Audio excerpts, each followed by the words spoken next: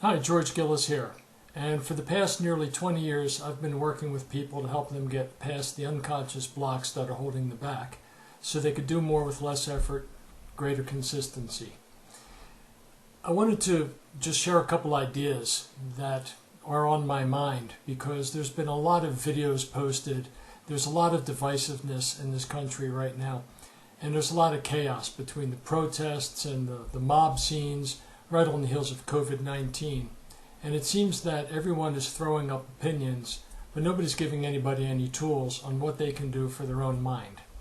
And all this is causing a lot of stress. I see it in my private practice clients.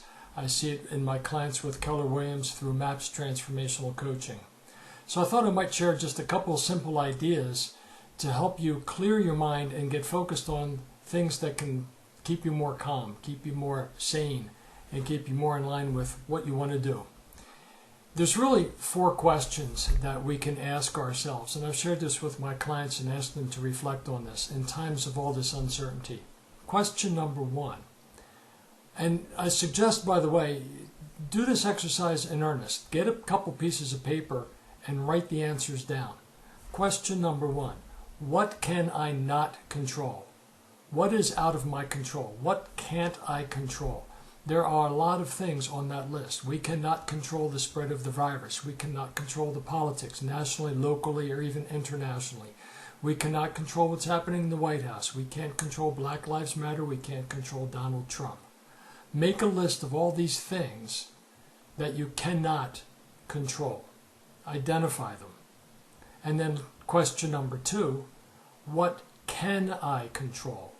What is in your control? Now you might think there's not much, but I challenge you to make a list. You can control when you go to bed, when you wake up. You can control the level of normalcy and the rhythm and routines in your life. You can control what you eat. You can control your exercise. You can control, if you're in sales, how many contacts you're making, how many calls you're making to your prospects and clients.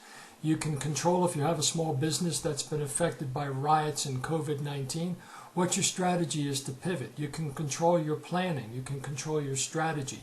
You can control your interactions with other people, just to name a few things. Put a list together of all those things that you can control. Question number 3.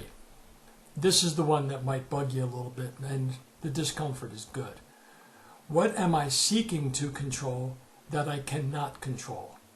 Where are you putting your energy in trying to control things that are completely, totally, and utterly out of your control? I challenge you to write them down, quantify it, get it out of your head, put it on a piece of paper.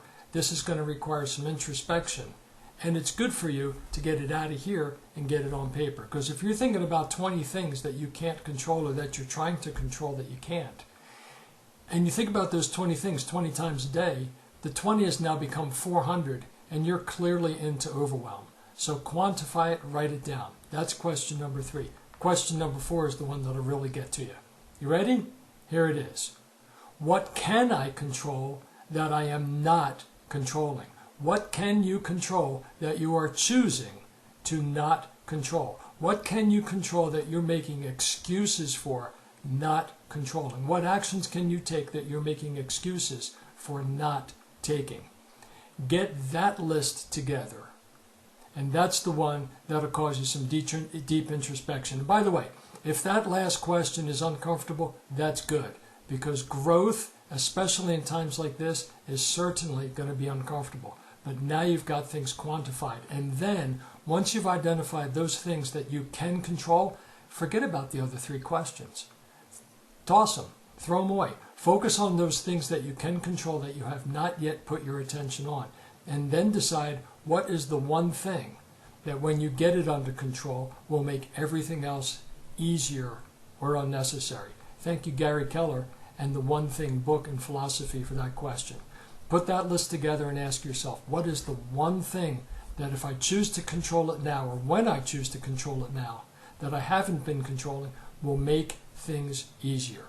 When you can control the things that you can control and you make that conscious decision to be at cause in your world instead of at the effect of all this stuff that's happening, you'll have more peace of mind and you'll be able to pay that lesson forward. This is George Gillis. I hope that helps.